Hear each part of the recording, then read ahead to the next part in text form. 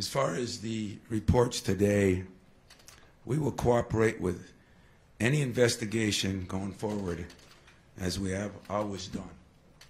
And that's about all I have to say about it.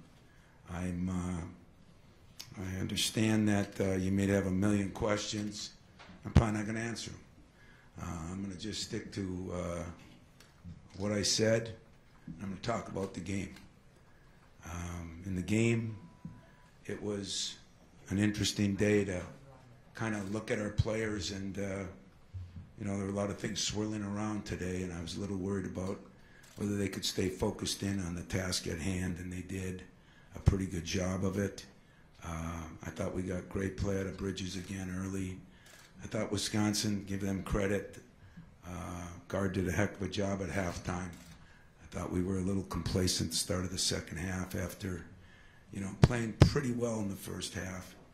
And, you know, we didn't play as well in the second half. I thought Jaren Jackson, you know, did have a bunch of blocks. So did Nick Ward. Jaren set a record. You know, the last guy that had that record was Ken Johnson. That was my first year here. He was a fifth-year senior.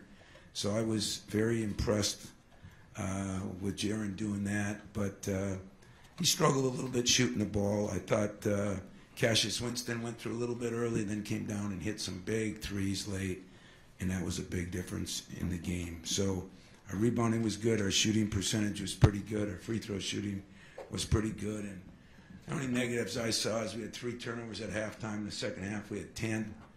And I thought Nick Ward, it was 10 rebounds, 10 points in the first half. Maybe we didn't get him the ball enough in the second half.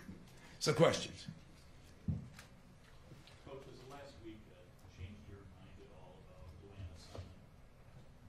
I'm not going to answer any questions concerning that. I'm going to stick to, you know, worrying about the survivors. I really am. And I'm just, it's just, you know, I tried to say what I could say last week, and I'm saying what I can say this week, and that's about all I'm going to say right now is I'm going to stick with the survivors. I'm going to try to do my part in helping them heal, and that's what I'm going to do. Tom, 2 things. No answer. Reaction to Mark House retiring and reports that you are going to retire as president. Well, I'm not going anywhere in my mind. I'm definitely not retiring. And, you know, it's there's a lot of things that happened today that, you know, are part of life. And I'm going to worry about my team. I'm going to worry about the survivors. And I'm going to worry about what I do, and I have no plans on doing that. Tom, in the earlier remark, Antonio refuted some of the claims that were in that outside the lines report, calling them false. Do you dispute anything that you read in that report?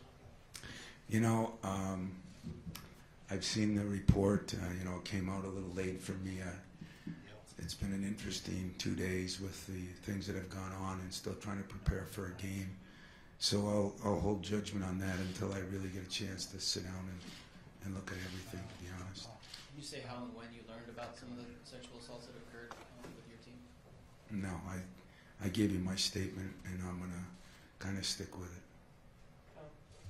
Over here on a young team where you've been looking for maturity, the fact that they were able to, with all the distractions, keep it together, was that a step forward tonight from them? Well, I told them that this is one of the things in life that you have to deal with, and everybody talks about academics. There's no book for, you know, these things, and players have to learn how to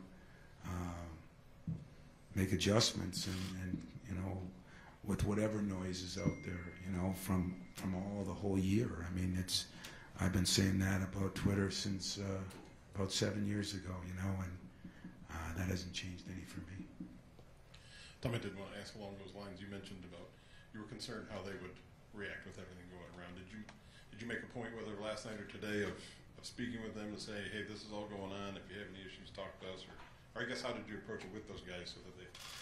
I did say exactly that. I said, if you're concerned about anything, you know, don't be afraid to talk to me. But I said, just let me worry about what I worry about, and you guys just worry about the game and the survivors. And we've kind of really tried to stick with that, and that's what we're going to stick with. Coach, trustees, students, others, in addressing the survivors and the campus, have said there needs to be a change in the culture here after the revelations about sexual assault. What are your thoughts about that?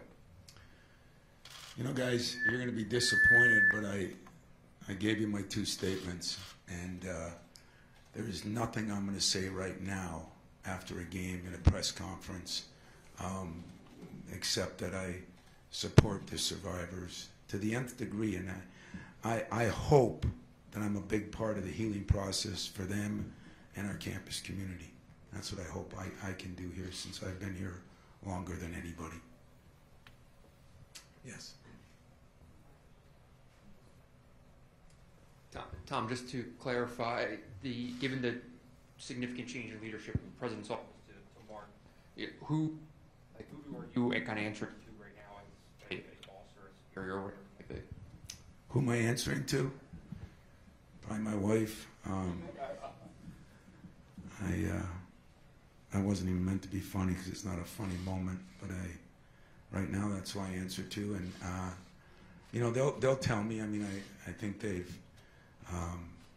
got an interim president right now, but like I said, guys, believe it or not, I'm trying my hardest to do 2 jobs right now, to handle all the things out there and get my team prepared, and so I haven't been privy to everything that's going on with the university as far as who's going to be president, who's going to be AD. That would be a shame for us to be worrying about that when we got to worry about, you know, what these students and people have been through. And our survivors are where I'm going to just leave it at.